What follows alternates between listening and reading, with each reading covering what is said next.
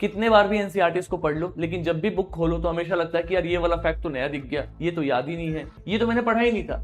गलती आपकी नहीं है, एक्चुअली मैं एनसीईआरटीज को लिखा ही ऐसे गया। मैं आपको एक एग्जांपल के साथ बताता हूं। अगर आप स्टैंडर्ड 6 की एक बहुत बेसिक एनसीईआरटी उठाओ, वो भी हिस्ट्री की ना, तो आपको इनिशियल चैप्टर में 2 पैराग्राफ्स दिखाई देगा।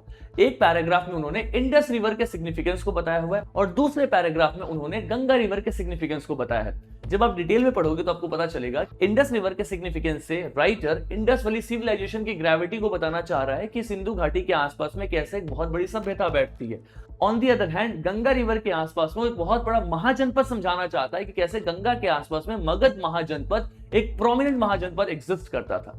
ये 2 चैप्टर्स हिस्ट्री में एंशिएंट इंडिया के 2 बड़े चैप्टर्स हैं जिनको 2 पैराग्राफ्स में कंपाइल किया गया है। So it is but obvious कि एनसीईआरटी पढ़ने टाइम हमें ऐसे चैलेंजेस दिखेंगे।